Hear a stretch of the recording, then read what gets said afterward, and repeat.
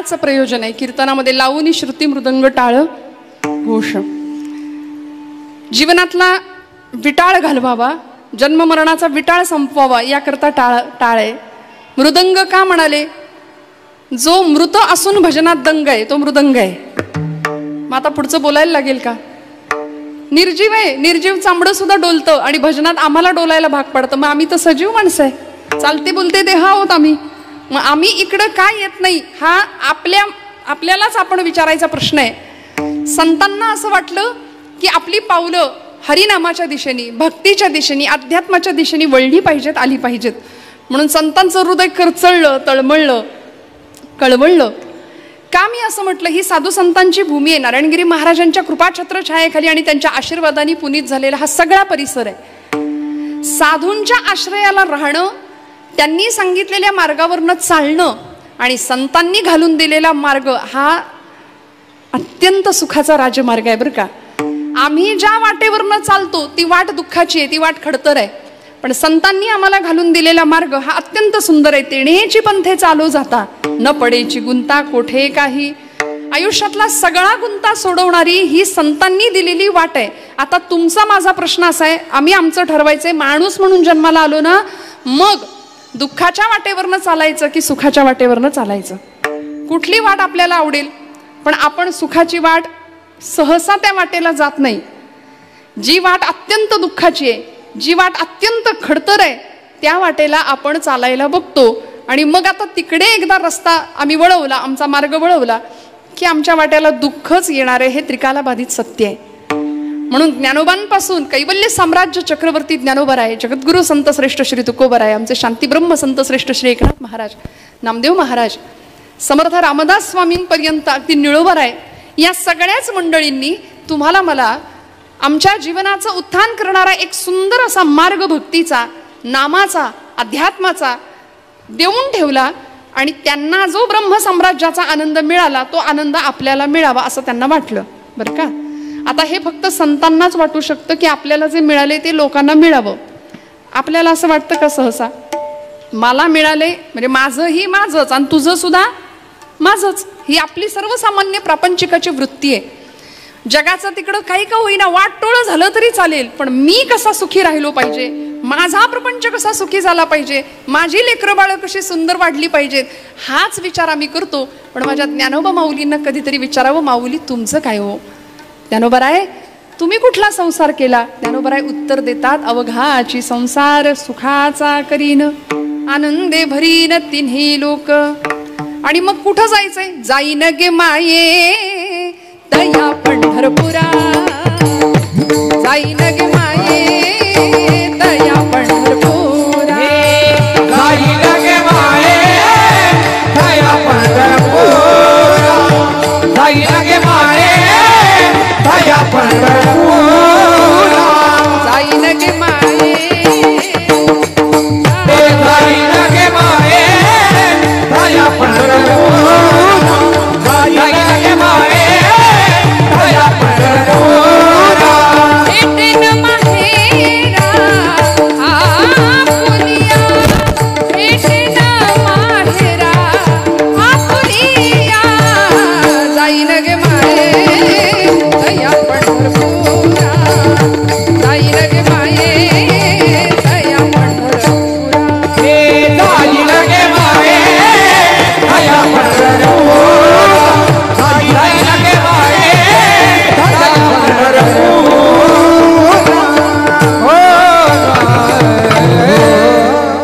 माझं माहेर पंढरपूर आहे असं कोण म्हणतं?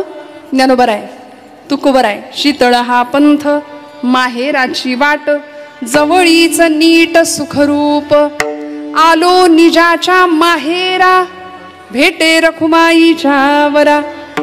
संतांचं ते माहेर ठरलं, माझे माहेरा पंढरी आहे भिवरेच्या तीरी. लौकिकातलं सासर माहेर आमचं वेगळं, पण संतांची संकल्पना फार वेगळी होती. बाप आणि आई माझी, माझी विठ्ठल कुमाई माझे माहेर पंढरी आहे भिवरेच्या तीरी माझी बहीण चंद्रभागा. काय नाती जोडली बघा ना संतांनी. पंढरपूरची वाट आवडली, प्रिय वाटली आणि आम्हाला सुद्धा तीच वाट धरायला सांगितली.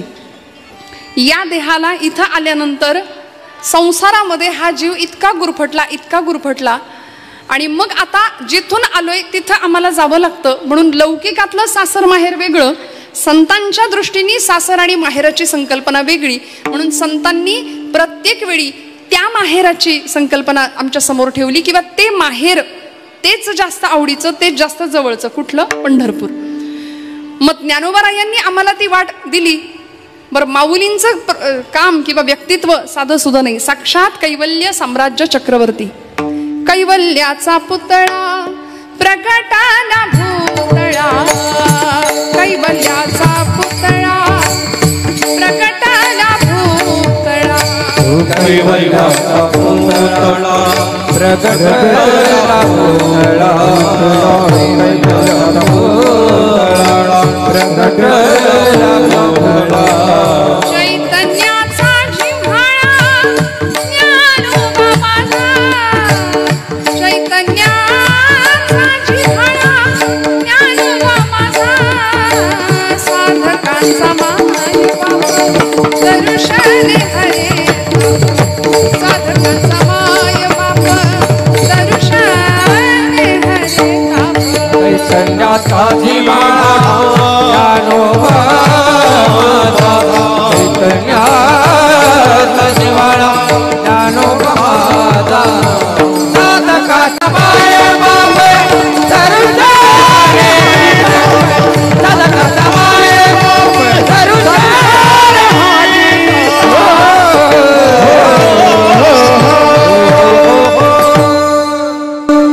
कैवल्य साम्राज्य चक्रवर्ती, कैवल्याचा पुतळा या शब्दामध्ये ज्यांचं वर्णन आमचे नाथ महाराज करतात त्या ज्ञानोबांनी आम्हाला सगळ्यांना घालून दिलेली ही वाट आहे. पुढच्या सगळ्या संतांनी ज्ञानोबांच्या पावलावरनं पावलं ठेवण्याचा संकल्प केला आणि त्याच वाटेवरनं चालण्याचं ठरवलं. मग आता तुमचं माझं काम आहे की लौकिकातलं सासर आणि माहेर थोडं बाजूला ठेवूया, पण संतांनी सांगितलेलं माहेर, संसार या शब्दाचा अर्थ ज्ञानोबाराय सांगतात उपजणे आणि निमणे या नाव संसार. जन्माला येणं आणि इथून निघून जाणं ही संसाराची सोपी व्याख्या माऊली सांगतात. येणं आणि जाणं, येरझार आमच्या वाट्याला उगीच आली आहे. आम्ही जन्माला येतो, पुन्हा निघून जातो. जैसे जीर्ण वस्त्र सांडिजे मग नूतन वेढीजे, तैसे देहांतराते स्वीकारिजे चैतन्यनाथे. गोपालकृष्णांनी सांगितलं, माऊलींनी त्याच्यावर टीका केली ज्ञानेश्वरीमध्ये. वासांसी जीर्णानि यथा विहाय नवानि गृह्णाति नरोपराणि, तथा शरीराणि विहाय जीर्णान्याति सय्यानि नवानि देहि. जुनं वस्त्र टाकून द्यावं, नवीन वस्त्र परिधान करावं. तसं हा जीव जुना देह टाकून देतो आणि नवीन देह परिधान करतो आणि मग या चक्रामध्ये हा जीव अखंड अखंड फिरतच राहतो. मग या देहाला, या जीवाला खऱ्या अर्थी मुक्ती कशी मिळेल हा विचार संतांनी केला आणि मग आम्हाला मुक्तीचा, मोक्षाचा खरा मार्ग दिला. जीवनातला निरतिशय आनंद तुम्हाला मला प्राप्त झाला पाहिजे, कारण संसाराच्या रहाटगाडग्यामध्ये आम्ही असे बुडून गेलो, असे गुरफटलो की आता यातून बाहेर पडण्यासाठी संतांशिवाय आम्हाला दुसरा मार्ग नाही. प्रवासात राहायचं, संतांचा संग करायचा, तरच तुमच्या माझ्या जीवनाचं उत्थान आहे, मंगल आहे, कल्याण आहे. आणि संतांना आमच्या कल्याणाची वेळोवेळी तळमळ वाटली. म्हणून जगद्गुरु संतश्रेष्ठ तुकोबरायांसारखे वैराग्याचे रागरसिक असलेले, वैराग्याचे मूर्तिमंत पुतळे असलेले जगद्गुरु संतश्रेष्ठ श्री तुकोबराय अनेक अभंग आमच्या समोर त्यांनी दिले. आज आमचा समाज दुभंग होतोय, पण संत वाङ्मय अभंग आहे. किती वर्ष झाली? 375 वर्ष पूर्ण झाली तुकोबरायांच्या वैकुंठ गमनाला. 750 वर्ष पूर्ण होतात या वर्षी माऊलींच्या जन्माला. किती भाग्यवान आहे बघा. आणि इतक्या दिवसानंतर सुद्धा ज्ञानोबरायांचे शब्द, तुकोबरायांचे अभंग आज आमच्यासाठी अजरामर म्हणून उपस्थित आहेत, आम्हाला तारतायत, आम्हाला जीवनाचा मार्ग दाखवतायत. हे संतांचं काव्य होतं, हे संतांचं शब्दब्रह्म होतं. आम्हा घरी धन शब्दांचीच रत्ने, शब्दांचीच यत्ने शस्त्र करू. मग आता हातामध्ये शस्त्र घेण्याची गरज नव्हती. तुकोबराय म्हणले शब्दच आमचं शस्त्र आहे. या शब्दांच्या माध्यमातनं आम्ही जीवनामध्ये लोकांमध्ये भक्तीचा जागर करू, प्रसार करू, प्रचार करू. म्हणून आपल्या सबंध जीवनामध्ये जगद्गुरु संतश्रेष्ठ श्री तुकोबरायांच्या घराची जर आपण परंपरा पाहिली तर 1 नाही 2 नाही 8 पिढ्यांची परंपरा तुकोबरायांना लाभते. विश्वंभर बाबापासून निर्माण झालेली ही तुकोबरायांची पिढी, विश्वंभर बाबांच्या सौभाग्यवती अमाई माता, संध्याकाळची वेळ, विश्वंभर बाबा जेवायला बसलेत, मुखात अन्नब्रह्माची प्रार्थना केली आणि पहिला घास मुखात घालणार एवढ्यात डोळ्यातनं टचकन पाणी आलं. आणि अमाई मातेने विचारलं, धनी का बरं डोळ्यात पाणी आलंय, कशा पायी रडतायसा? विश्वंभर बाबांच्या हातातला घास हातातच राहिला, डोळ्यातनं घळघळ नेत्राश्रू व्हायला लागले. आणि आई आपल्या सौभाग्यवतीला अमाई मातेला सांगतायत की काय सांगू अगं, घास घशाखालनं उतरे ना, पण का बरं, काय होतंय तरी काय तुम्हाला? यंदा पंढरपूरची वारी घडणार नाही असं वाटतंय म्हणले. का नाही घडणार हो? आणि असं त्या वारीमध्ये मिळतं तरी काय? अगं जो वारी करतो त्यालाच कळतं या प्रश्नाचं उत्तर, नेमकं काय मिळतं. यंदा वारी घडणार नाही असं दिसतंय, हातपाय गळून जायला लागले, वय झालंय माझं असं वाटलं त्या दिवशी. आणि मनापासून वाटलं बरं का. भगवंताच्या विषयी अर्थभाव मना निर्माण होणं अत्यंत गरजेचं आहे. नाही तर दिखाव्याची भक्ती सगळेच करतात, सगळेच करतात, पण भगवंत अंतरंग जास्त पाहणार आहे ना. विश्वंभर बुवांनी सांगितलं, अगं हातपाय गळून गेलेत, यंदाची वारी बहुतेक माझ्याकडून घडत नाही. कसं तरी जेवण आटोपलं, अन्न ब्रह्माची प्रार्थना केली, हातावर पाणी घेतलं, बिछाण्यावर अंग टाकलं, झोप काही लागली नाही. पण पहाटेच्या वेळी थोडासा डोळा लागला आणि डोळ्यासमोर लख्ख प्रकाश. साक्षात भगवंत पंढरीश परमात्मा पांडुरंगांनी स्वप्न दृष्टांत दिला आणि स्वप्नात पांडुरंग परमात्मा येऊन विश्वंभर बुवांना सांगतायत, बुवा अहो तुम्ही पंढरपूरला आला नाही म्हणून काय झालं, मी आलोय तुमच्या मळ्यात, मागे जाऊन बघा जरा काय आहे. उठले, शुचिरभूत झाले, 4 माणसं सोबत घेतली आणि अमराईमध्ये गेले. घराच्या मागे असलेल्या अमराईमध्ये काही खणण्याचं साहित्य सोबत घेतलं, 4 माणसं बरोबर घेतली आणि मंद सुगंध असा तुळशीचा वास आला, सुगंध आला. बघा जिथं भगवंत असतो ना तिथं सुगंध असतो. मी अजून बोलते, जिथं सुगंध असतो तिथे भगवंत असतो. जिथं सुगंध आहे तिथे कृष्ण परमात्मा आहे, तिथे पांडुरंग परमात्मा आहे. तुळशीचा सुगंध आला. पृथ्वी माझी सुगंध जाण, तो मी म्हणे नारायण. नाथ भागवतातली ओवी आहे नाथबाबांची. पर्वता माझी स्थैर्यपण, तो मी म्हणे नारायण. पृथ्वी माझी सुगंध जाण, तो मी म्हणे श्रीकृष्ण. सुगंध येतो अचानक. एखादा वारीमधल्या माणसांना अनेक अनुभव असतात, काही फुल नसतं काही नसतं, पण सुगंधाची झुळूक येऊन जाते. लक्षात ठेवायचं, देव आपल्या जवळ आहे. दर्शनशास्त्रातल्या या खुणा आहेत, देव आपल्या जवळ असतो. असा सुगंध आला आणि थांबले तिथं. कुणाला तरी सांगितलं, बरं माती बाजूला करा. म्हणले कुदळीने नको, हाताने माती बाजूला करूया. आणि कुणीतरी मुद्दाम आणून ठेवाव्यात अशा विठ्ठल रुक्मिणीच्या मूर्ती सापडल्या. मूर्तीच्या पायावर डोकं ठेवलं विश्वंभर बुवांनी आणि सगळ्या देहुनी बुवांच्या पायावर डोकं ठेवलं. का? बुवा तुमच्यामुळं पंढरीचा पांडुरंग इथं देहूत आला, मंदिर बांधलं गेलं आणि ज्या पिढ्या, ज्या कुळाला 1 नाही 2 नाही 8 पिढ्यांची विठ्ठल भक्तीची परंपरा लाभली, असे आमचे जगद्गुरु संतश्रेष्ठ श्री तुकोबराय. बोल्होबा आणि आई कनकाईच्या पोटी जन्माला आलेलं हे नररत्न. बोल्होबांचा तर इतका मोठा भक्तीचा अधिकार होता. पांडुरंगाच्या समोर बोल्होबा गेले ना वारी करत, पांडुरंगाच्या समोर उभे राहायचे आणि भगवान पांडुरंग परमात्म्याने बोल्होबांना बघून मान खाली घालावी अशी. आणि रुक्मिणी आई साहेबांनी तिकडून विचारावं, अहो मान का खाली घातली? भगवंत म्हणायचे, बघितलं नाहीस का, सावकार दारात आलाय आणि सावकार दारात आला की कर्जदारानं मान खालीच घालायची असती म्हणले. आईसाहेब म्हणाले, म्हणजे अगं हे सगळे नामाचे सावकार आहेत, या सगळ्यांचं माझ्यावर इतकं भक्ती ऋण आहे ना, आणि ते ऋण दिवसेंदिवस चढतंय वाढतंय. या सगळ्या कुळातल्या एकाही व्यक्तीने माझ्याकडं काहीच कधीच मागितलं नाही, माझ्याकडं काही मागितलंच नाही. बोल्होबांना पांडुरंग परमात्मा स्वतः म्हणायचे, तुमच्या कुळात कोणी माझ्याकडं काही मागितलं नाही, माझ्याकडं येणारे सगळे भक्त कमी आणि व्यापारी जास्त आहेत. आता आपण ठरवायचं आपण नेमकं कोण आहे, नाही का? श्रीमंतातला श्रीमंत माणूस देवाकडे जाऊन काय मागतो? भीकच मागतो. दारात बसलेला एखादा देवळाच्या दारात बसलेला भिकारी हातामध्ये पात्र घेऊन तोही भीकच मागतो. संतांकडून काय शिकायचं? पांडुरंग परमात्मा सांगतायत या कुळातल्या कुणीच माझ्याकडं काहीच नाही मागितलं, काहीच नाही मागितलं. बोललो बा तुम्ही तरी मागा काहीतरी. मागण्याची आस आहे मुखाकडे, मागण्याची आस आहे मुखाकडे, चिरतिला रुपये मनोरथ चिरतिला रुपये मनोरथ.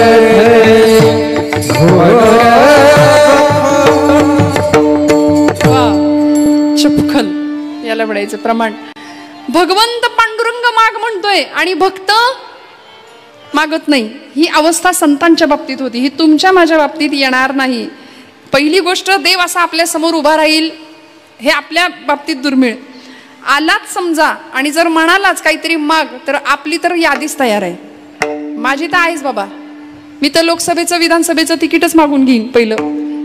आमचं ठरलंय ना, आम्ही प्रापंचिक माणसं आहे, लौकिकातली मागणी आम्ही करतो, पटकन करतो, आम्ही तयार आहे मागायला. पण बोलोबा म्हणतात नाही देवा मागायचं नाही. बोलोबांनी कधीच नाही मागितलं. पुढच्या काळात तुकोबाराय महाराजांच्या समोर उभे राहतात आणि सांगतात तुकोबा काहीतरी मागा की. अहो तुमच्या अख्ख्या कुळात कोणी माझ्याकडे काही मागितलं नाही, काहीतरी मागा. महाराज म्हणले देवा मला काहीच नको, माझ्या वडिलांची मिराशिगा देवा, तुझी चरण सेवा पांडुरंगा. वाडवडिलांकडून काय मिळतं? आज गमे कुटुंबियांमध्ये भक्तीची परंपरा आहे. घरातली सगळी मंडळी माळकरी आहेत.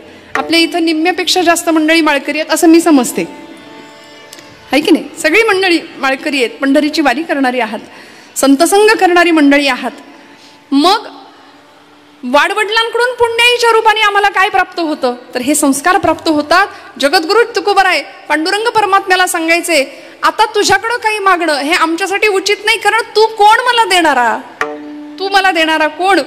कारण आमच्या घरी तुझे चरण गहाण आहेत. हा तुकोबारायांचा शब्द आहे गाथेतला, तुझे चरण गहाण. देवा तू आमच्या घरी आधीच आलायस, आता तुझ्याकडून जर तूच आम्हाला प्राप्त झालायस तर तुझ्याकडून आम्ही अजून काय मागायचं? म्हणून तुकोबारायांनी काहीच नाही मागितलं. पण देव माग म्हणतो, संत म्हणतात नको, देव मागे लागतात आणि मग संतांना मागावं लागलं, कारण देव माग लागला ना. मागा माग माग माग म्हणून मागं लागला, संतांना मागावं लागलं आणि म्हणून मागणीपर प्रकरण निघाली. आज एकदिवसीय नैमित्तिक कार्यक्रमामध्ये पुण्यस्मरणासाठी हा अभंग का, याचं प्रयोजन एकच आहे, लागला टकळा पंढरीचा. वारी जवळ आली, 19 तारखेला प्रस्थान आहे. जातीवंत निष्ठावंत वारकरी स्वस्थ बसू शकत नाही. कधी एकदा त्या सावळ्या परब्रह्माच्या दिशेने माझी धाव जाईल आणि मी तिकडे धावत जाईन. हजारो लाखो वारकऱ्यांच्या सोबत मलाही सोबत जाता यावं, माऊलींच्या मागे मागे त्या वाटेवरनं चालता यावं आणि मिळणारा आनंद शब्दांच्या पलीकडचा आहे. मग तिथं गेल्यावर काय मिळतो? भक्त कृपेची माय गे, ओळखिली विठाई गे, एका जनार्दनी विटे, जोडियले पाय गे, तुळशी हार गळा गे, कस्तुरीचा टिळा गे, तुळशी माळ गळा गे, कस्तुरीचा टिळा हे, तुळशी माळ गळा गे, कस्तुरीचा तुळशी हार गळा गे, कस्तुरीचा टिळा.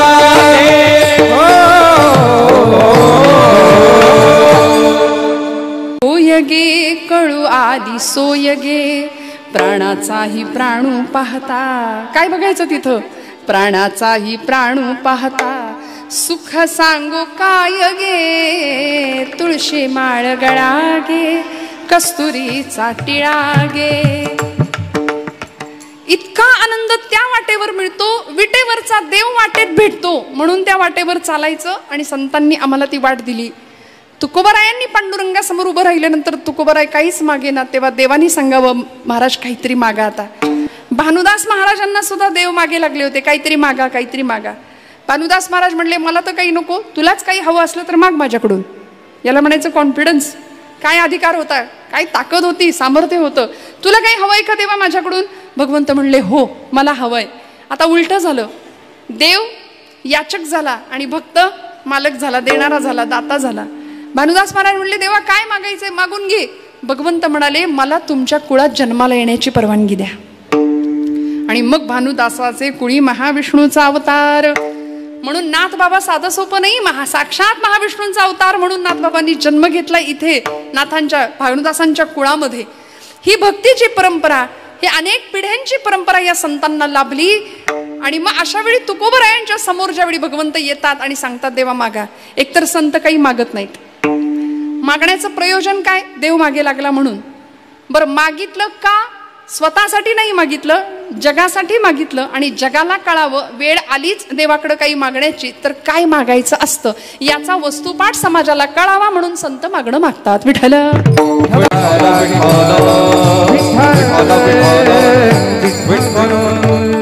लौकिक कुठल्याही गोष्टीचा कुठल्याच प्रकारचा अट्टहास किंवा हव्यास संतांना नव्हता. कारण तुकोबरायांना जर विचारलं ना महाराज तुमचं काय, शेवटच्या काळामध्ये महाराज म्हणतात की आता आमच्या आयुष्यातली तृष्णा, आशा, वासना सगळं संपलंय. आता निश्चिंतीने पावलो विसावा, आता निश्चिंतीने पावलो विसावा, आता निश्चिंतीने पावलो विसावा, आता निश्चिंतीने पावलो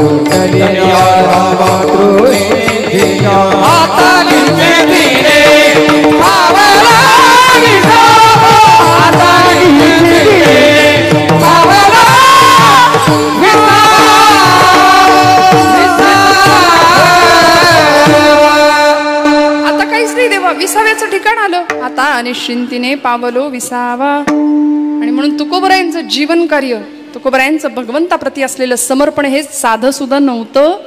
कुणी कितीही काहीही म्हटलं तरी तुकोबराय वैकुंठाला सदेह वैकुंठाला गेले होते, गेले होते, गेले होते. हे त्रिकालाबाधित सत्य आहे. विठ्ठल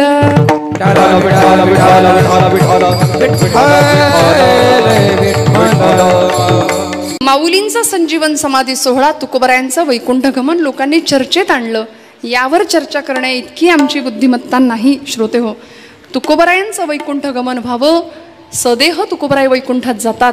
पांडुरंग परमात्मा तुकोबरायांच्या मागे लागतात. महाराज काहीतरी मागा ना हो, काहीतरी मागा. त्यावेळी तुकोबराय सांगतात देवा मला खरंच काही नकोय, माझी इच्छा नाही मागण्याची, पण तू सारखा मला माग माग माग म्हणतोय म्हणून आता मी मागतो, तेवढं मला देण्याची कृपा कर. स्वतःसाठी नाही तर तुझीच भक्ती कायम वृद्धिंगत व्हावी याकरता देवा काय कर. अभंगाचं प्रथम चरण. हेची व्हावी माझी आस, हेची व्हावी माझी आस, व्हावी माझी आस, हेची व्हावी माझी आस, सारे का बाबा बघायला झाली, हेची व्हावी माझी आस, हेची व्हावी माझी आस, हेची व्हावी माझी आस, जन्मोजन्मी तो जाता, हेची व्हावी माझी आस, जन्मोजन्मी तो जाता, हेची व्हावी माझी आस, जन्मोजन्मी तो जाता, हेची व्हावी माझी आस, जन्मोजन्मी तो जाता. पंढरीचा वाद करी, पंढरीचा वाद करी, पंढरीचा वाद करी, पंढरीचा वाद, पंढरीचा वाद करी,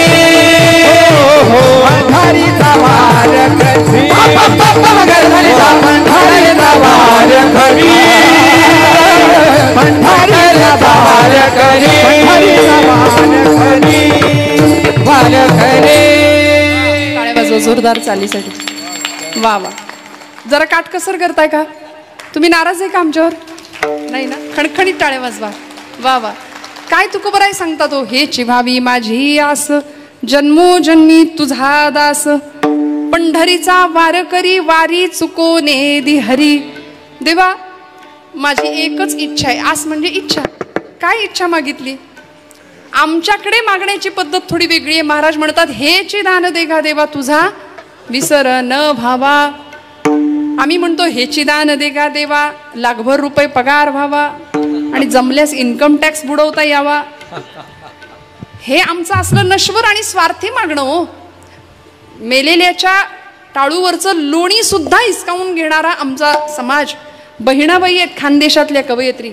बहिणाबाईंनी समाज मानसाला प्रश्न विचारला, अरे माणसा माणसा कधी होशील माणूस, लोभापायी माणसाचा झाला रे कानूस. बहिणाबाई म्हणायच्या, मानसा मानसा तुझी नियत बेकार, अरे तुझ्या परिस बरं गोठ्यातलं जनावर. काय उपमा दिली हो, काय कल्पना केली कवयित्रींनी बहिणाबाईंनी. अहिराणी भाषेतल्या त्यांच्या कविता प्रसिद्ध आहेत. समाज मानसाला अत्यंत सुंदर असे प्रश्न आमच्या संतांनी आमच्या महापुरुषांनी विचारले. स्वामी विवेकानंद सुद्धा म्हणायचे की माणूस माणसासारखा का वागत नाही? देवानं माणसाला घडवलंय तरी माणूस माणसासारखा वागायला तयार नाही. आज परिस्थिती अशी आहे. म्हणून संतांकडे जायचं आणि संतांनी आम्हाला असे सुंदर वस्तुपाठ दिलेत. काय मागायचं, कसं वागायचं. आचारसंहिता दिली ना, उत्तम प्रकारे आचारसंहिता दिली. देव समोर उभा आहे आणि तुकोबरायांना कडकडून आलिंगन द्यावं पांडुरंग परमात्म्याने. महाराजांनी पांडुरंगासमोर पोट भरून मन भरून कीर्तन करावं. 5 तास कीर्तन करावं. सर्व सुखले आलो सर्व अलंकार आनंदे निर्भर डुलत असो या अवस्थेला पोहोचावं आणि मग देवानी सांगावं तुकोबराय काय पाहिजे. महाराज म्हणतात हेची व्हावी माझी आस. मागितलं का धन संपत्ती? काही नाही मागितलं. प्रपंचाचे अक्षरशः 18 विश्व दारिद्र्य ज्या घरात होतं तुकोबरायांच्या, लेकरं बाळ अन्नासाठी टाहो फोडायची. मागता आलं असतं की नाही देवाकडं? संपत्ती, पैसा. दुष्काळाने जनता त्रस्त झाली होती. तुकोबरायांनी कर्ज खतप इंद्रायणीच्या डोहात बुडवून दिली. सगळं लोकांना देऊन नामानिराळे मोकळे झाले आणि मग म्हणतात बरे झाले देवा, निघाले दिवाळे बरी या दुष्काळी, पीडा केली देवा बरं झालं. कारण आम्ही माणसाशी नतदृष्ट आहे की दुःख आले की तू आठवतोस. आम्हाला चांगलं सगळं असताना देव आठवत नाही. वेदना भगवंताकडे घेऊन जाते हे सगळ्या संतांना माहिती होतं. अनुभवाचे बोल होते. म्हणून कुंती मातेने देवाकडे दुःखच मागितलं का नाही? प्रपंचातली प्रतिकूलता परमार्थाची अनुकूलता ठरत असते. ब्रह्मचैतन्य गोंदवलेकर महाराजांचं वाक्य आहे. प्रपंच प्रतिकूल असला की देवच आठवतो, दुसरं काही नाही आठवत मग अशा वेळी. त्यामुळे तुकोबराय म्हणतात प्रपंच माझा असाच असला पाहिजे, प्रतिकूलच असला पाहिजे. बरे झाले देवा आम्ही सदैव सुडके, जवळी येता चोरही धाके. चोर सुद्धा 10 वेळा विचार करेल आमच्या घरात येताना की बाबा याच्या घरचं दारिद्र्य बघून आपल्या जवळचं काहीतरी ठेवायची इच्छा व्हायची. त्यामुळे चोरही आमच्याकडे येणार नाही. आम्ही असे श्रीमंत आहोत खऱ्या अर्थी, कारण साक्षात भगवंत प्राप्त आम्हाला झालाय. सगळ्या सुखाचा जो आगर आहे तो भगवंत आम्हाला प्राप्त झालाय. मग तुकोबराय भगवंताला सांगतात देवा मला खरं तर काही नको, काही नको. आमच्या जिजाई आईसाहेब ज्यावेळी पांडुरंग परमात्म्याला शिव्यांची लाखोली व्हायच्या ना, त्यावेळी भगवंत तुकोबराय म्हणायचे आवले अगं असं बोलू नको, आपल्याला सगळं मिळेल, ज्यांनी चोच दिली आहे तो चारा देणार आहे. कारण जीवनातल्या सगळ्या चिंतांचं हरण करणारा चिंतामणी भेटला होता. मग प्रपंचाची ददात कसली. त्यामुळे पांडुरंग परमात्माला महाराज म्हणतात की देवा मला खरंच काही नको, हेची व्हावी माझी आस. ही व्हावी माझी आस म्हणता आलं असतं नाही, पण भाषिक दृष्टीने विचार केला तर हेची व्हावी माझी आस असं म्हणून भाषेतला चकार तुकोबराय वापरतात. आणि जेव्हा च भाषेमध्ये येतो हा चकार आम्हाला निश्चय दाखवतो. बरं का, तुम्ही आमच्या घरी जेवायला या आणि आमच्याकडं तुम्हाला जेवायला आलंच पाहिजे. आलंच हा जो चकार आहे ना तो निश्चय दाखवतो, तो प्रेम दाखवतो, तो अधिकार दाखवतो. आणि तुकोबराय म्हणतात हेची दान देगा देवा, हेची व्हावी माझी आस, जन्मोजन्मी तुझा दास.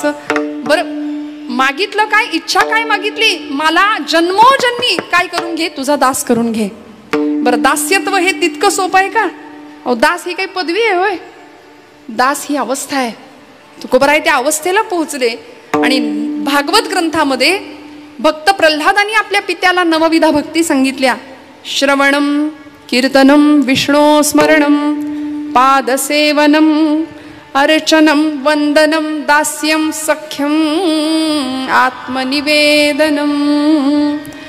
श्रवणापासून सुरू झालेली भक्ती आत्मनिवेदनापर्यंत पोहोचते आणि हळूहळू टप्प्याटप्प्यानी श्रवणं कीर्तनं विष्णो स्मरणं पादसेवनं अर्चनं वंदनं दास्यम. दास्य ही भक्तीतली एक अवस्था आहे, नवविधा भक्तीतला एक प्रकार आहे.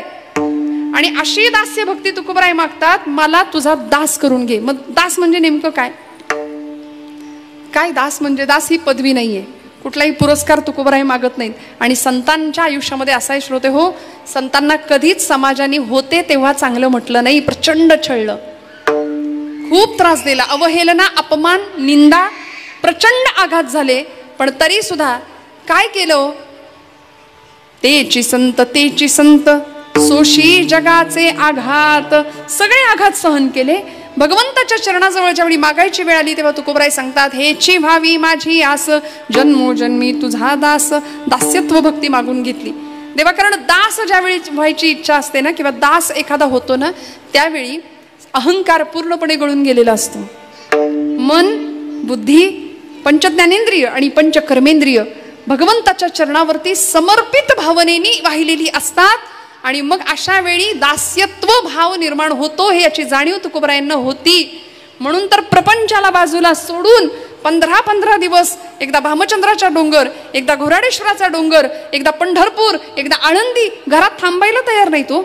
ज्याला देव जवळचा वाटतो ना, त्याला प्रपंच नकोसा वाटतो. आणि ज्याला प्रपंचच पाहिजे असतो, त्याच्या प्रपंचात कधी देव येत विठ्ठल.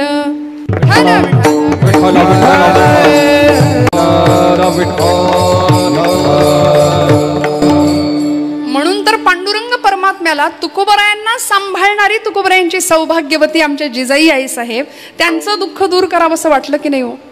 इच्छा काय व्यक्त केली? देवा तू मिळाला पाहिजे. आपण देव सोडून सगळं मागतो. हे चिवावी माझी आस. पांडुरंग परमात्म्याला तुकोबराय सांगतात, देवा मला तुझा दास करून घे. आम्हाला हे जमत नाही, आपण प्रापंचिक माणसं आहे. देव आवडतो, देव लागतो सुद्धा आम्हाला, पण फक्त संकटापुरता आणि कामापुरता देव आम्हाला लागतो. नैवेद्य समर्पण करताना सुद्धा आम्ही मनापासून करतो का? खरं सांगा, देव पोटचं पोरग जर आमचं उपाशी असेल तर आईच्या डोळ्यात पाणी येतं. पण देव जेवला नाही म्हणून आपण कधी रडलोय का हो? इकडे माता भगिनी, काय अनुभव आहे आपला? आज देवानी माझा नैवेद्यच नाही स्वीकार केला म्हणून आपण रडलो का? नाही रडत. आपण देवासाठी नाही रडत, आपण प्रपंचासाठी रडतो. तुकोबराय देवासाठी रडतात, नामदेव महाराज देवासाठी रडतात. आणि मागतात काय? देवालाच मागतात. हे चिवावी माझी आस, जन्मोजन्मी तुझा दास. म्हणून तर ज्या तुकोबरायांच्या प्रपंचामध्ये अक्षरशः प्रचंड दारिद्र्य अवस्था होती, ते तुकोबराय प्रपंचाकडे बघतही नव्हते. तासन तास भामनाथाच्या डोंगरावर जाऊन बसावं, पोटात पोरांच्या अन्नाचा कण नाही, पाण्याचा थेंब नाही. जिजाई आई साहेबांना चिंता वाटायची, माझं धनी कुठं बसला असतील, म्हणून सगळीकडे शोधावं. आणि पूर्वीच्या महिला चिंतन जास्त करायच्या, चिंता कमी करायच्या. आता उलट आहे, आम्ही चिंतेच चिंतन करत बसतोय. फार चिंता असते हो, फार चिंता असते आम्हाला. काय होईल, कसं होईल. परवा एक 80 वर्षाचे आजोबा भेटले.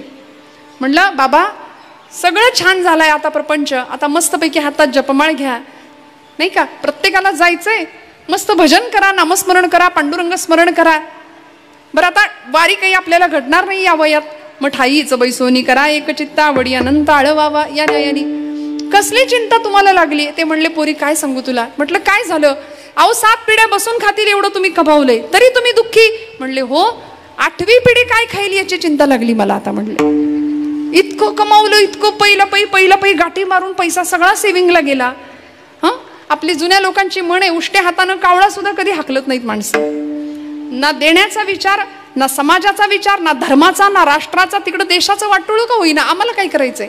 आमच्या 4 भिंतींमधला आमचा प्रपंच सुखी असला बस, आम्हाला देशाशी आणि समाजाशी आणि धर्माशी काही घेणं देणं नाही. या संकुचित विचारधारेमुळे संतांनी आम्हाला जो सर्वाभूती परमात्म तत्व पाहण्याचा एक व्यापक दृष्टिकोन दिला, हे तो समस्त ही श्री वासुदेवो ऐसा प्रतीती रसाचा वोतला भावो आणि भक्ता माझी रावो ज्ञानी या तोची. ज्ञानी भक्ताची व्याख्या ज्यावेळी ज्ञानोबराय आम्हाला सांगताना की सगळीकडे ईश्वर दिसला, म्हणून तर घरात नाही थांबले तुकोबराय. वारीचं महत्व आम्हाला संतांनी सांगून दिलं. पांडुरंगाच्या नामस्मरणात अखंड राहिले आणि मग खरं सांगू का, ज्याला वारीचं महत्व कळतं, आता ही वारी नेमकी कुठली, गाठोडं बांधायचं, वळकटी घ्यायची आणि घरात कोणी विचारत नाही म्हणून पंढरपूरला जायचं, ही वारी आहे का? तिथं पांडुरंग सोडून सगळं मन आमचं सगळीकडे भरकटतं, ही वारी आहे का? नाही. तुकोबरायांनी आतल्या वारीचा विचार केलाय. ही देहाकडून घडणारी वारी आहे ना, ती सर्व अभिमान गळून जाणारी वारी असली पाहिजे. सगळे अभिमान, देहाचा सुद्धा अभिमान गळून जाणं हे या वारीचं इप्सित आहे. वारीत गेल्यानंतर इथं लहान मोठा, तुझा माझा हा भेदच नाही. यारे यारे लहान थोर, याती भलती नारी नर, सकळांसी आहे यथ अधिकार. सगळेजण एका कृपा छत्रछायेखाली, एका शिस्ती म्हणजे माझ्या ज्ञानोबा माऊलींच्या मागे मागे चालतो ना, मग तिथं अहंकार पूर्णपणे गळून पडतो. आणि भगवंताला जर ॲलर्जी कुठली असेल ना, तर मी नेहमी सांगते दंभाची. आपल्याला बघा ॲलर्जी असते, तशी देवाला ॲलर्जी आहे. हा मी आला की देव म्हणतो माझ्याकडे फिरकू नकोस, कारण त्याची ताकद काय, यदादित्य गतं तेजो जगद्भासयते किलम यच्चंद्रमसि यच्चाग्नो तत्तेजो विद्यमाम. तुझी या सत्तेने वेदासी बोलणे. केवढी मोठी भगवंताची सत्ता आहे. वृक्षाचे हे पान हाले, त्याची सत्ता राहिली अहंता मग कोठे.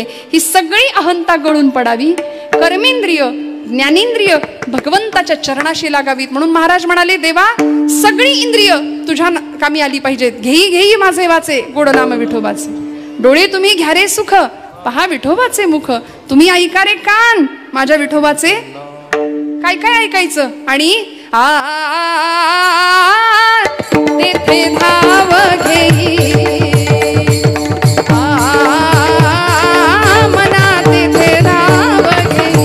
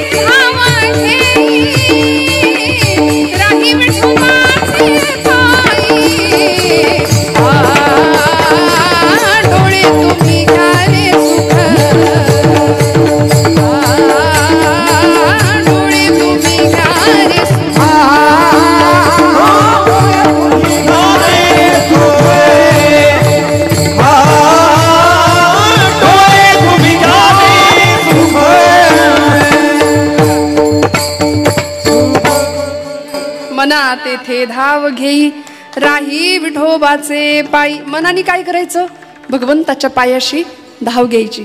कारण काय, तिथं सर्व सुखे येथे आजीची ओळली. सगळी सुख तिथं आहेत.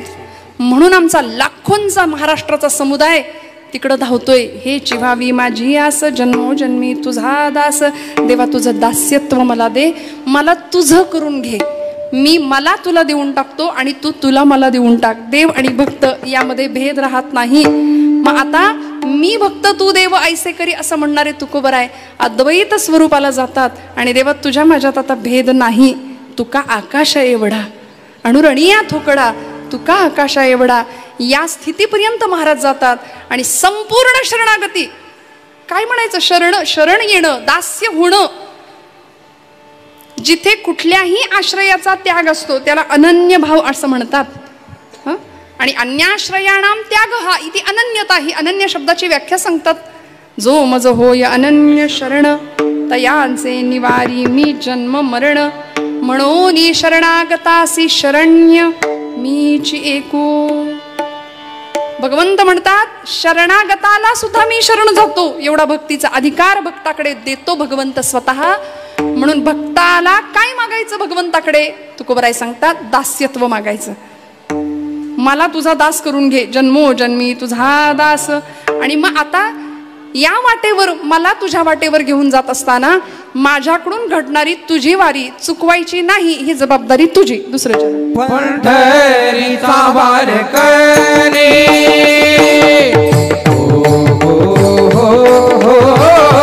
पंढरीचा वारकरी वारी तुझे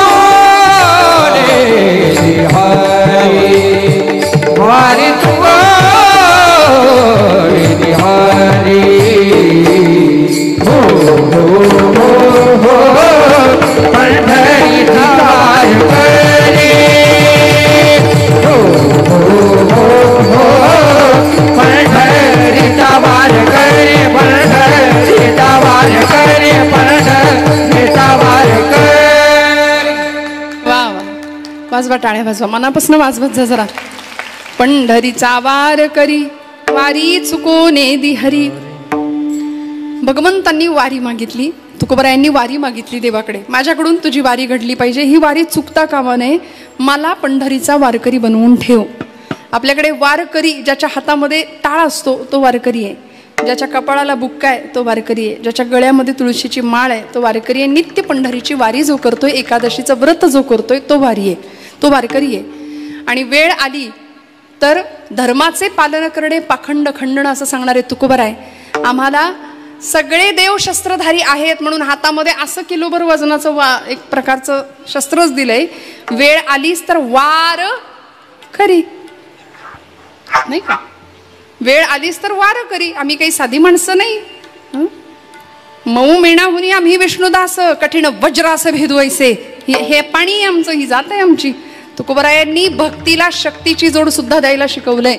पंढरपूरचा वारकरी हा निष्ठावंत जातीवंत असावा. काय मिळतं वारकरी वारीमध्ये, काय मिळतं बरं? ही वारी निजाचं माहेर गाठणारी आहे. फक्त पंढरपूरला जायचं आणि माघारी यायचं एवढ्यापुरती वारी नाही. संतांची वारी, संतांचं माहेर होतं ना, ते होतं. आलो निजाच्या माहेरा, तिथं गेल्यानंतर तो माय बाप, माता विठ्ठल पिता विठ्ठल स्वरूपामध्ये असलेला माया जगन्नाथ बाप जगन्नाथ अनाथांचा नाथ जनार्दन या स्वरूपामध्ये असलेला पांडुरंग आम्हाला भेटतोय. त्यामुळे तुकोबरायांनी ही वारी मागून घेतली. पंढरीचा वारकरी वारी चुकोने दी हरी. माझी वारी नाही चुकली पाहिजे देवा.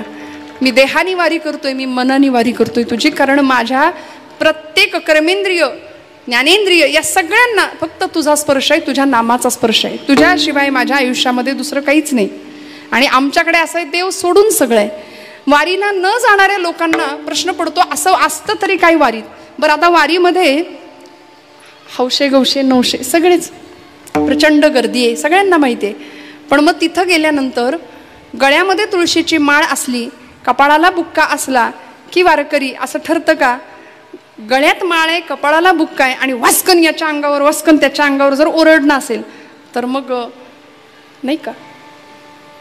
पथ्य आली पाहिजे. जेणे विठ्ठल मात्रा घ्यावी तेणे पथ्य सांभाळावी. पथ्य काय? गळा माळ शोभे आत्मरूप शांती, भक्तिभाव दोन्ही धरू टाळ हाती, टिळा विरक्तीचा कपाळास न्यालो, आम्ही विठ्ठलाच्या भजनात न्हालो, एकतानी संगे एक रूप झालो, आम्ही विठ्ठलाच्या भजनात न्हालो, आम्ही विठ्ठलाच्या भजनात न्हालो. भूक भाकरीची छाया झोपडीची. काय मिळतं वारीत?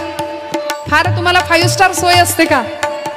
मिळेल तिथे मिळेल ती सोय आणि अंग टाकलं की लगेच झोप. जे भल्या भल्यांना बंगल्यात राहून मिळत नाही ती झोप एखाद्या खडकाळ जमिनीवर चिखलात पडलात तरी झोप लागते, इतकं सुख. भूक भाकरीची छाया झोपडीची, निवाऱ्यास न्यालो उब गोधडीची, माया मोह सारी उगाळून प्यालो, माया मोह सारी उगाळून प्यालो, आम्ही विठ्ठलाच्या भजनात न्हालो, आम्ही विठ्ठलाच्या भजनात न्हालो. म्हटलं ना, विटेवरचा देव वाटेत भेटतो. मी आता बोलून गेले, सगळे वारीमध्ये हौशे गौशे नवशे असतात. मला कुणाची निंदा नाही करायची, पण आमची तरुण मंडळी सुद्धा आता जातात. पण त्यापेक्षा म्हणजे निम्म्यापेक्षा जास्त मंडळी रील करायला जातात. त्याचं काय करायचं? रीलचा जमाना आहे सध्या. आता इतकी क्रेज त्या गोष्टीची आहे, इतका उत्पात माजला या सगळ्या गोष्टींचा. आम्ही देवासाठी जातो की त्या रीलसाठी जातो, हा सगळ्यात मोठा प्रश्न आहे. बरं, तिथे गेल्यानंतर पांडुरंग परमात्म्याविषयी प्रश्न आम्ही विचारतो एखाद्या वारकऱ्याला. असंच एका पत्रकारांनी, असंच एका युवा पत्रकारांनी, एका रीलवाल्या एखाद्या सुशिक्षित अशा मुलांनी एका वारकऱ्याला विचारलं बरं का, प्रश्न विचारला. म्हणले, बाबा कधीपासून वारी करताय? आणि ते बाबा अगदी वयोवृद्ध होते, 70-75 पेक्षाही जास्त वय. त्यांनी उत्तर दिलं, बाबा मला आठवत नाही तेव्हापासून मी वारी करतोय. कधीपासून वारी करताय? म्हणाले, त्यांच्या हाताला त्यांचा नातू होता. मला आठवत नाही म्हणले, पण मी एवढा होतो तेव्हा माझ्या वडिलांच्या खांद्यावरून यायचो, तेव्हापासून मी वारी करतोय, तेव्हापासून वारी करतोय. काय मिळतं वारीत? इतके वर्ष तुम्ही वारी करताय, 70 वर्ष वारीच करताय. दरवर्षी तुम्ही पांडुरंगाच्या भेटीला येता. बरं, वारीच्या काळामध्ये भगवंत दर्शन होत नाही, पांडुरंग भेटत नाही, मुखदर्शन सुद्धा दुर्मिळ. अशा ह्याच्यात तुम्ही दरवेळी येता, मग तुम्हाला पांडुरंग भेटला का? प्रश्न होता, देव भेटला का? देव दिसतो का? देव भेटलाय का तुम्हाला? इतके वर्ष तुम्ही वारी करताय. आपलं काय म्हणणं आहे हो? आपल्याला देव भेटलाय का? आपल्याला देव भेटलाय? ज्ञानोबरायांना भेटला. अनंत वेशे अनंत रूपे देखिला म्या त्यासी, बापर कुमा दिव्य खूण बाणली तैसी, योगिया दुर्लभ तो म्या देखिला साजणी. ज्ञानोबरायांना दिसला, तुकोबरायांना दिसला. तुका म्हणे, माझे हेची सर्व सुख पाहिन श्रीमुख आवडीने. त्या मुलांनी प्रश्न विचारला त्या म्हातारबाबांना, त्या आजोबांना, की तुम्हाला देव दिसला का? एवढे दिवस तुम्ही पंढरीची वारी करता, तुम्हाला पांडुरंग भेटला का? त्या आजोबांनी उत्तर दिलं. म्हणाले, बाबा तुझ्या प्रश्नाचं उत्तर मी तुला देतो, पण आधी मला सांग की तुम्ही मंडळी आता शहरी आहात, शहरात राहता, घरामध्ये कुत्रा पाळण्याची तुमच्याकडे पद्धत आहे. कुत्रा पाळता ना? फक्त आमच्यात आणि तुमच्यात एवढाच फरक आहे की आमचा कुत्रा घराच्या अंगणात असतो, तुमचा कुत्रा बेडपर्यंत असतो, स्वयंपाकघरात पण फिरतो, फ्लॅटमध्ये. बरं, पूर्वीची माणसं घराच्या मागच्या अंगणात कुत्र्याला ठेवायची, बरोबर ना? पुढच्या अंगणात सुद्धा नाही. आता शहरामध्ये आलात की पहिली पाटी, कुत्र्यापासून सावध राहा. हे आतिथ्य, हे अगत्य. त्यामुळं जुनी माणसं, जुनी जाणती माणसं, मागच्या घराच्या अंगणामध्ये कुत्रा असायचा. आणि असं अभ्यासक मंडळी सांगतात की घराच्या अंगणात जर कुत्रा असेल ना, तर घरातल्या येणाऱ्या अतिथीचा पुण्य तो घालवतो. घरामध्ये दरिद्रता यायला वेळ नाही लागत. मग म्हणाले, तुम्ही लोक कुत्रा पाळता का? म्हणाले, आम्ही पाळतो. आम्ही सुद्धा पाळतो म्हणले. आमच्या गावामध्ये शेतामध्ये राखणीसाठी कुत्रा असतो, वाड्या वस्त्यांवर कुत्रे असतात. आणि त्या मळ्यामध्ये ज्यावेळी आमची सगळी कामं चालू असतात ना, तेव्हा रात्रीच्या वेळी अचानक एखादा कुत्रा दूरवरच्या वस्तीवरचा भुंकायला सुरुवात करतो. तो भुंकला की त्याच्या पलीकडच्या वस्तीतला कुत्रा भुंकतो. तो भुंकला की का बरं, काहीतरी धोका आहे, चोर आलेले आहेत शेतात असं वाटावं म्हणून एका कुत्र्याने भुंकायला सुरुवात केली की पलीकडच्या वस्तीत, त्याच्या पलीकडच्या वस्तीत अशी सगळी कुत्री भुंकत राहतात रात्रीची. चोर कोणी बघितलेला असतो? पहिल्या कुत्र्यानी फक्त चोराला पाहिलेलं असतं, बाकीच्या कुत्र्यांनी त्याला पाहिलेलं नसतं. पण तरी सुद्धा एक कुत्रा भुंकला की सगळे कुत्रे भुंकत राहतात. मग हे जनावरांच्या बाबतीत आहे. त्या आजोबा त्या सुशिक्षित अशा पत्रकाराला प्रश्नाचं उत्तर देतात, बाबा रे, मी देव पाहिलंय की नाही ही नंतरची गोष्ट आहे, पण आमच्या ज्ञानोबांनी पांडुरंगाला पाहिलंय, आमच्या तुकोबांनी पांडुरंगाला पाहिलंय. आणि ज्ञानोबा तुकोबा हे या भूमीचं रसायन आहे. जर तुकोबांनी पांडुरंगाला पाहिलंय ना, तर आम्हालाही पांडुरंग एक ना एक दिवस दिसेल, ही आमची श्रद्धा आहे, म्हणून आम्ही वारी करतो.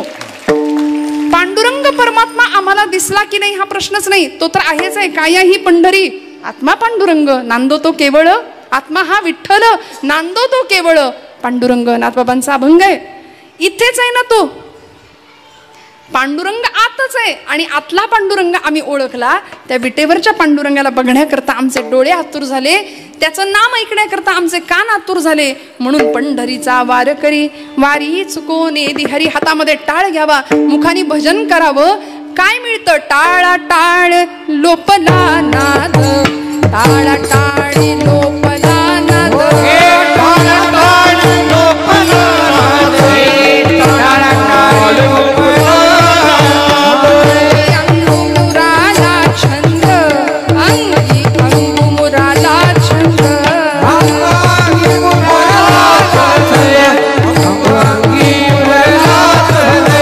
भोग भोगिताची अटला भेद, भोग भोगिताची अटला भेद, भोगिताची आठला भेद, गिळोनी गावा गोविंदू रे, ज्ञान गिळोनी गावा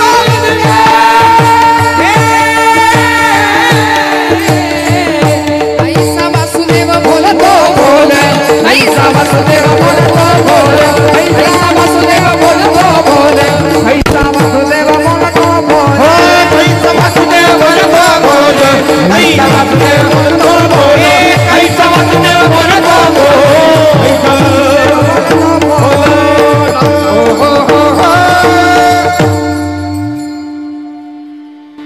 सगळ्या दश दिशांना फिरून सुद्धा सुख नाही मिळणार, प्रपंचामध्ये सुख नाही मिळणार, ते एका दिशेला मिळणार आहे, त्या वाटेवर मिळणार आहे हे संतांना माहिती होतं. म्हणून पंढरीचा वारकरी वारी चुकोने दिहारी, अशी वारी माझ्याकडून घडली पाहिजे, असा संग मला मिळाला पाहिजे. अभंगाचं तिसरं चरण. संत संग सर्व काळ, संत संग सर्व काळ, संत संग सर्व काळ, संत संग सर्व काळ, अखंड प्रेमाचा कल्लोळ, संत संग सर्व काळ, अखंड प्रेमाचा कल्लोळ, पंढरी वारकरी, पंढरीला वारकरी, हो संत संत सर्व काळ, अखंड प्रेमाचा कल्लोळ, संत संग सर्व काळ, अखंड प्रेमाचा कल्लोळ, पंढरीला वारकरी, पंढरीला वारकरी, हे संत संग अखंड प्रेमाचा कल्लोळ, अखंड प्रेमाचा कल्लोळ, प्रेमाचा कल्लोळ, अखंड प्रेमाचा कल्लोळ.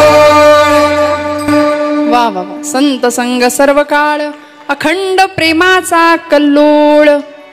तुकोबराय मागणं मागतायत हे पक्क आहे. काय मागतायत? पंढरपूरची वारी मागितली, जन्मोजन्मी तुझा दास होण्याची इच्छा तुकोबराय व्यक्त करतात.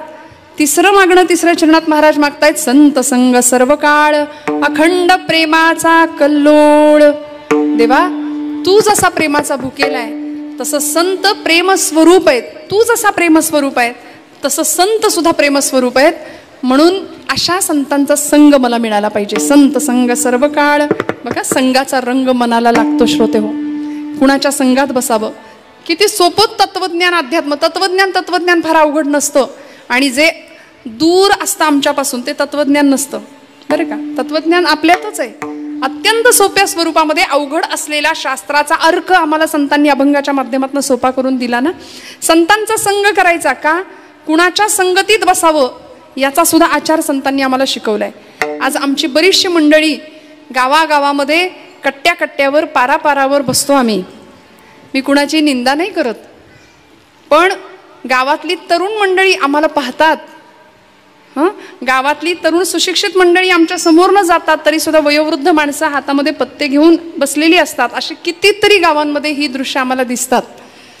मग ज्ञानोबारायांना आम्हाला सांगावं लागतं, येथ वडील जे जे करीती तया नाम धर्म ठेवीती, ये तेची येरानुष्ठिती सामान्य सकल.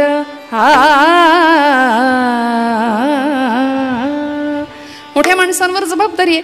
मोठ्या माणसांवर जशी जबाबदारी आहे तशी येणाऱ्या पिढीवर जबाबदारी आहे, तरुण मंडळींवर जबाबदारी आहे. आपण या देशाचे सुजाण नागरिक होणार आहोत ना. मग संतांच्या पदस्पर्शावरनं आपण जर चाललो तर आपल्या जीवनाचं कल्याणच होणार आहे. मग तरी सुद्धा भोगवादाच्या आणि चंगळवादाच्या आहारी जाणं कितपत श्रेयस्कर आहे. श्रेयस आणि प्रेयस या दोन गोष्टीमध्ये आपल्यासाठी प्रिय असण्यापेक्षा आपल्यापेक्षा खरं काय आहे, चांगलं काय आहे याचा तारतम्याने विचार करून त्या दृष्टीने आचरण आमच्या पिढीचं जर झालं ना, आमचे आदर्श बदललेत. आज आदर्श बदललेत. कशा करता चांगल्याचा संग करायचा, का महापुरुषांचा संग करायचा, का संतांच्या ग्रंथांच्या सहवासात जायचं, ग्रंथ हातात का घ्यायचे, जीवनाच्या सगळ्या प्रश्नांची उत्तरं मिळणारे श्रोते हो. इथं आल्यानंतर आमच्या जीवनातला सगळा गुंता सुटणार आहे. 4 माणसं एकत्र जमतात, हातामध्ये पत्ते असतात, अनेक गावच्या अनेक गोष्टी आम्ही तिथं चर्वण करतो. अक्षरशः ही जीभ भगवंतांनी आम्हाला दिली. दिवसभर लोकांच्या निंदा करण्याकरता ती जीभ आम्ही नाचवतो. अक्षरशः नामदेव महाराज म्हणले, बोलू ऐसे बोले जेणे बोले विठ्ठल डोले. विठ्ठल डोलला पाहिजे असं आम्ही का नाही बोलत. शब्द संभल के बोलिये, शब्द के हात ना पाव. एक शब्द हे औषधी, तो दुसरा शब्द हे घाव म्हणाले. अशी शब्द आमच्या मुखातनं निघतात की दुसऱ्याच्या हृदयाला काळजाला जखमा करतील. त्याकरता आमची योजना आहे का? जुन्या काळी किंवा अलीकडे काही योजना सरकारकडून राबवल्या जातात. पाणी अडवा आणि पाणी जिरवा. पण आम्ही ते पाण्याचं जाऊ दे, पण ह्याची अडवा आणि त्याची जिरवा. आम्ही हे बरोबर करतो. आमची माती आमची माणसं अशी एक सिरियल लागायची जुन्या काळी दूरदर्शनवर. ब्लॅक अँड व्हाईट TV असायचा त्यावेळी. आणि ते गाणं लागायचं बातम्यांच्या आधी, आमची माती. हां, त्या म्हटलं बरोबर आहे, आमची माती आमचीच माणसं करतायत. कळलं तर बघा, नाही तर द्या सोडून. आमची माती आमचीच माणसं करतायत. ही परिस्थिती आहे आज. स्नेहाचा पदर नाही, नात्यांमध्ये आपलेपणाची कदर नाही, काहीच नाही. माणसातलं माणूस पण कुठं हरवलंय असा प्रश्न आमच्या सगळ्या समाज पुरुषांना, महापुरुषांना आणि संतांना पडला. म्हणून ज्ञानोबरायांना इथं प्रेमाचा सुकाळ करावासा वाटला. आणि संतांकडं काय आहे? अखंड प्रेमाचा कल्लोळ. संतांची ये गावी प्रेमाचा सुकाळ. संतांची ये गावी प्रेमाचा सुकाळ. संतांची ये गावी प्रेमाचा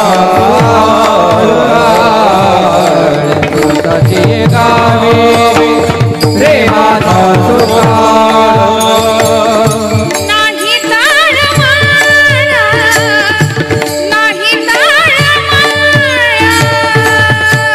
दुःख देश येथे मी राहीन.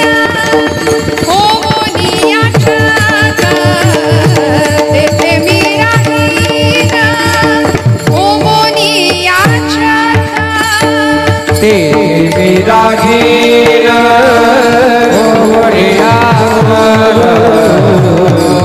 मेरा घेर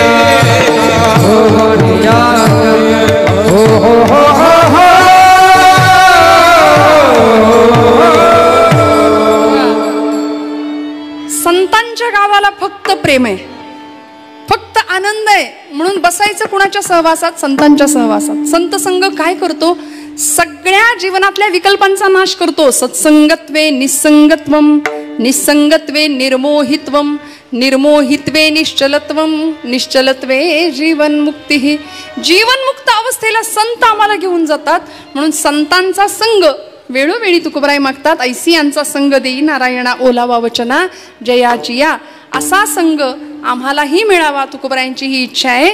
संत संग सर्व काळ अखंड प्रेमाचा कल्लोळ. विठोबा रखुमाई.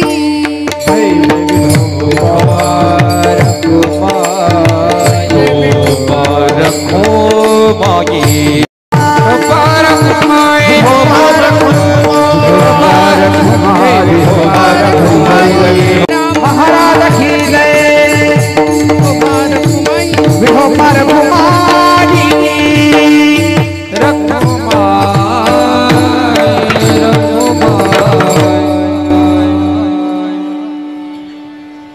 हेची भावी माझी आस, जन्मोजन्मी तुझा दास. पंढरीचा वार करी वारी चुकोने दी हरी. संत संग सर्व काळ अखंड प्रेमाचा कल्लोळ. पंढरीचा वार करी वारी चुकोने दी हरी. कीर्तनामध्ये एखाद्या सत्पुरुषाचा वावर असणं किंवा सत्पुरुषांची उपस्थिती असणं हे अत्यंत भाग्याचं लक्षण असतं बरं का. आपण सगळेच माझ्यापेक्षा सर्वतोपरी मोठे आहात, ज्येष्ठ आहात, श्रेष्ठ आहात. आजच्या कीर्तनामध्ये एका वयोगटातली नाही तर सगळ्या वयोगटातली आबालवृद्ध तरुण मंडळी आहेत, भावंड आहेत, माझे पितृतुल्य मंडळी आहेत, आमचा भगिनी वर्ग आहे, मातृवर्ग आहे, सगळेच मोठ्या संख्येने आज इथे उपस्थित आहात या गमे कुटुंबियांच्या या एकदिवसीय कार्यक्रमासाठी आणि त्यांच्या पुण्यस्मृतीला अभिवादन करण्याकरता आपण इथे मोठ्या प्रेमाने उपस्थित राहिला आहात. आज इथे संजीवनी गडाचे महंत असलेले हरिभक्तीपरायण शंकर महाराज भारती सुद्धा महाराज उपस्थित आहेत. सगळीच मंडळी अधिकारी आहेत, महनीय आहेत. तुकोबरायांचा मागणीपर प्रकरणातला आणि वारीसाठी अतिशय सुंदर असा या पर्वकाळातला अभंग आज निरूपणाकरता घेण्याचा प्रयत्न केला आहे. औचित्य आजचं हे वर्षश्राद्धाचं आहे, पुण्यस्मरणाचं आहे. बघा, श्राद्धाच्या दिवशी कीर्तन का करायचं, का ठेवायचं? कारण श्रद्धेने केलेलं कुठलंही कर्म हे श्राद्धच असं मी म्हटलं मगाशी. 16 संस्कारांपैकी असलेला हा एक संस्कार आहे आणि यामध्ये कर्मामध्ये चूक राहू शकते. कर्म सूक्ष्म आहे. कर्मामध्ये राहिलेली चूक ती भरून काढायची असेल तर ती कशाने काढता येते, तर ती भक्तीच्या माध्यमातून काढता येते. म्हणून कर्मातली चूक भरून काढण्याकरता भगवंताकडे भक्ती मागायची किंवा त्याची भक्ती करायची आणि म्हणून श्राद्धा दिवशी कीर्तन आयोजित करायचं, प्रवचन आयोजित करायचं, भजन आयोजित करायचं आणि या पुण्यस्मरणाच्या निमित्ताने गेलेल्या देहाला सद्गती मिळावी, गेलेल्या जीवाला सद्गती मिळावी. त्यांची सरली येरझार झाला सफल व्यापार. ज्यांनी भगवंत जवळ केला, ज्यांनी भगवंताला साठवलं हृदयामध्ये, तुकोबराय म्हणतात त्यांची येरझार संपणार आहे. हा जो व्यापार आहे ना येण्याचा जाण्याचा, तो संपणार आहे आणि तो या प्रत्येक जीवाचा, आपल्या सगळ्यांचा तो व्यापार संपला पाहिजे. जो संतांचा ती येरझार संपली, आपला व्यापार सफल झाला पाहिजे, ही संतांची अपेक्षा आहे. मग हे जन्म मरण पुन्हा पुन्हा पुन्हा पुन्हा नको, याकरता आम्हाला आतली वारी करता आली पाहिजे. जशी आम्ही पंढरपूरची वारी करतो तशी आम्हाला आतली वारी करता आली पाहिजे.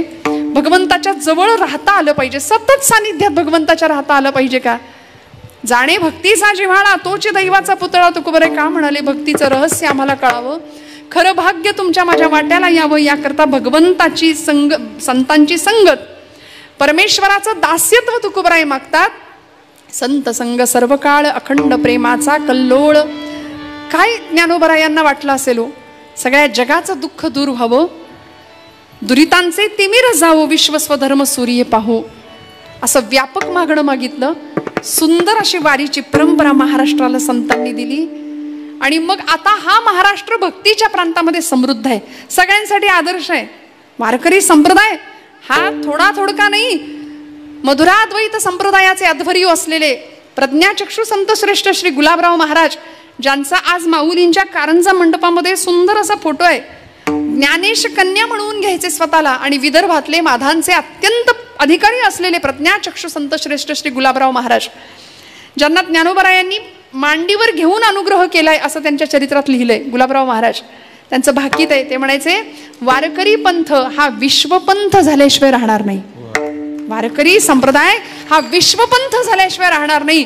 एवढा मोठा असलेला हा संप्रदाय, ही वारीची दिव्य आणि भव्य परंपरा, शेकडो वर्षांची ही परंपरा, आणि आज आम्ही याची देही याची डोळा, या भूमीमध्ये राहून तो सोहळा अनुभवतो. याची देही याची डोळा, मृत्यूलोकी एक नगर त्याचे नाव पंढरपूर. संतांनी वर्णन केली, आधी रचिली पंढरी मग वैकुंठ नगरी.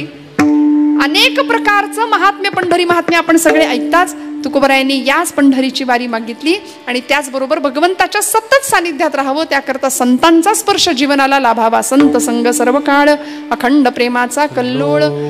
त्याकरता काय झालं पाहिजे माहितीये, याचक बनून, लेकरू बनून संतांकडे गेलं पाहिजे. लेकरू झालं पाहिजे आम्हाला.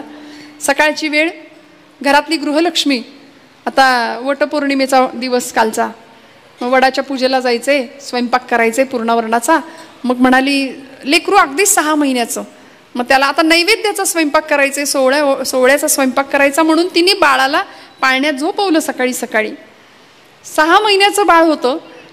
आता म्हणाली हे कार्ट माझं झोपले, लगेच स्वयंपाकाला सुरुवात करते, म्हणजे मध्ये मध्ये आता त्याचा त्रास नाही होणार, पटकन काम उरकेल म्हणून पाळण्यात बाळाला झोपवलं आणि कामाला लागली. तसं 15व्या मिनिटाला ते लेकरू उठलं. आता हा घराघरातला अनुभव आहे. लेकरू जसं उठलं, पण आता हिचा सोहळ्यात स्वयंपाक सुरू झाला. इकडे तिकडे हात नको लागायला, नैवेद्याचं पान तयार करायचं आहे, नैवेद्याचा स्वयंपाक करायचा. म्हणून लेकरू म्हणाली रडू दे आता तसंच. पण त्याचं रडणं शेजारणीला ऐकू गेलं आणि ती शेजारीण आली. सख्खी होती म्हणून आली नाही का, सख्खी शेजारीण असते ना. आली आणि तिने सांगितलं अगं लेकरू कधीपासून रडतंय तुझं, त्याला घे तरी. ती म्हणाली अगं त्याला घ्यायला काही नाही, आता अडचण आहे, मी आता सोहळं नेसले, आता स्वयंपाक सोहळ्यात चालू आहे, रडू दे आता काय करू, स्वयंपाक तर झाला पाहिजे. ती म्हणाली तुझी अडचण काय, मी सोहळ्यात आहे. मग म्हणाले मी तुझी समस्या सोडवते. म्हणून त्या बाळाला घेतलं, त्याच्या अंगावरचे सगळे कपडे काढले, खऱ्या अर्थाने त्याला सोहळा केला आणि त्याला त्याच्या आईकडे दिलं. आईने पटकन त्या बाळाला घेतलं आणि छातीशी कवटाळलं, पटापट मुके घेतले त्याचे. बघा, जगाच्या आईनी सुद्धा आपल्याला असं उचलून घ्यावं असं वाटत असेल तर आपल्याही अंगावर अनेक प्रकारचे मोहाचे, अहंकाराचे, अहंतेचे, ममतेचे पट म्हणजे वस्त्र आपण चढवली आहेत, ती सगळी वस्त्र आम्हाला सुद्धा उतरवावी लागतील. मग जगाची माय आपल्याला उचलून घेतल्याशिवाय राहणार नाही, उचलणार. विठू माझा लेकुरबाळा, विठू माझा लेकुरबाळा,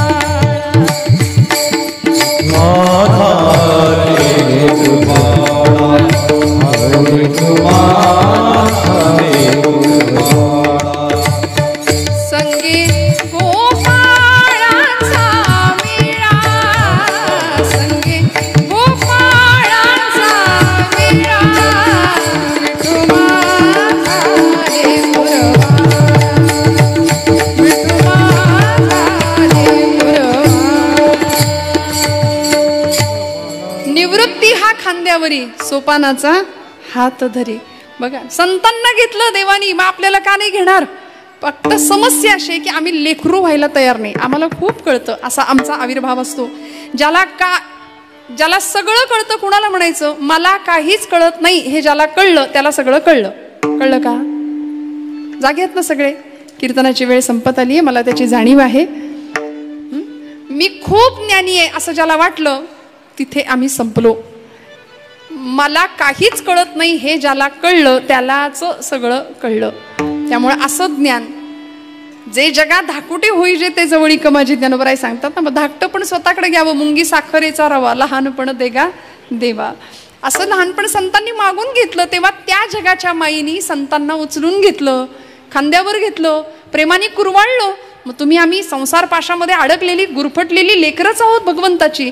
फक्त त्या भावाने भगवंताकडे जावं. संतांचा संग तुकोबरायांनी मागितला तसा संग करावा. ग्रंथांची कास धरावी, ग्रंथ आमच्या जीवनाला तारतील. मी माझ्या तरुण भावंडांना नेहमी सांगत असते, वाचन संस्कृती संपली ना, मग आता कधीतरी पुस्तकं हातात घेऊया, पुन्हा ग्रंथ हातात घेऊया. श्यामची आई पुस्तक बघायला सुद्धा मिळत नाही आता, नावाला सुद्धा. कधीतरी पुस्तकांकडे जावं, ग्रंथालयामध्ये जावं, श्यामची आई पुस्तक वाचावं. माऊलींची ज्ञानेश्वरी हातात घ्यावी, तुकोबरायांची गाथा हातात घ्यावी. काय घडलं होतं? पांडुरंग सदाशिव साने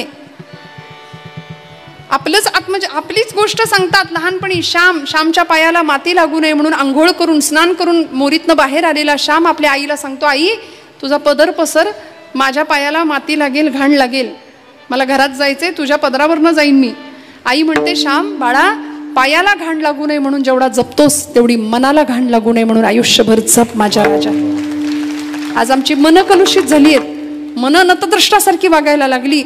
भगवंताच्या सानिध्यामध्ये राहू देच, पण आम्ही माणसातला देव ओळखायला कमी पडतो. मग दगडावरचा आणि विटेवरचा देव आमच्यापासून लांब राहतो.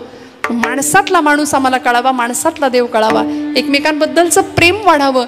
याकरता तुकोबरायांनी आम्हाला, संतांनी, एकंदरीत सगळ्या संतांनी आम्हाला तीर्थयात्रेचं महत्त्व सांगितलं.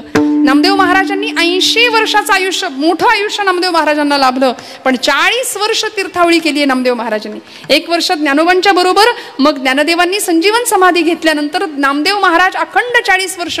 एकही आज राज्य असं नाही भारतातलं की जिथे नामदेव महाराजांच्या खुणा सापडत नाहीत. सगळीकडे महाराज आहेत. वा वा, अखंड प्रेमाचा कल्लोळ विठ्ठल विठ्ठल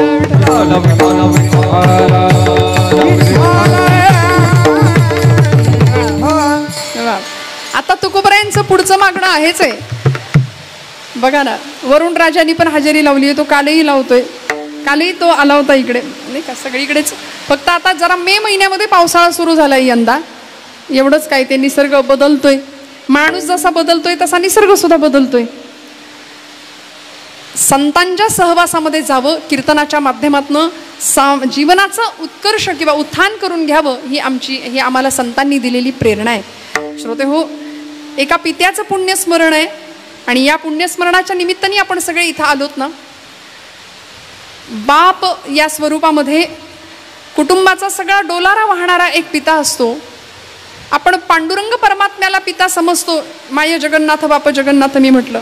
पण माझ्या तरुण मंडळींना मला सांगावं असं वाटतं की कधीतरी आपल्या माता पित्यांच्या चरणाजवळ जावं, रोज सकाळी चरणामध्ये दर्शन घ्यावं. कारण भगवंतांनी त्याचा इमर्जन्सी ॲड्रेस दिलाय. देव कुठे आहे असा जर प्रश्न पडला तर भगवंत सांगतात, मी माता पित्यांच्या चरणस्पर्शात आहे, मी आई वडिलांच्या चरणात आहे. माता विठ्ठल, पिता विठ्ठल, बंधू विठ्ठल, गोत्र विठ्ठल, तीर्थ विठ्ठल, क्षेत्र विठ्ठल. आईच्या चरणामध्ये, पित्याच्या चरणामध्ये. म्हणून पितृपुण्य स्मरण या कुटुंबाने केलंय. अत्यंत महत्वाची अशी बाब आहे. आज शहरामध्ये श्राद्ध केलंच पाहिजे का, पुण्यस्मरण करायचं कशाला, असे प्रश्न विचारणारी नवीन पिढी आहे. पण कधीतरी असं पाहावं, हा आदर्श समोर ठेवावा. ही सगळी मंडळी आज इथं उपस्थित आहात ती या कुटुंबाकरता. तुकोबराय सांगतात, अशी वारी तुमची माझी घडावी, आतमध्ये आम्हाला डोकावता यावं, पांडुरंग आम्हाला जवळ करता यावं. आणि तिथं गेल्यानंतर काय झालं पाहिजे, अभंगाचं शेवटचं चरण. चंद्रभागे स्थान, चंद्रभागे स्थान, चंद्रभागे स्थान, भागे स्थान, चंद्रभागे स्थान. हो चंद्रभागे स्थान, चंद्रभागे चंद्रभागे स्थान, चंद्रभागे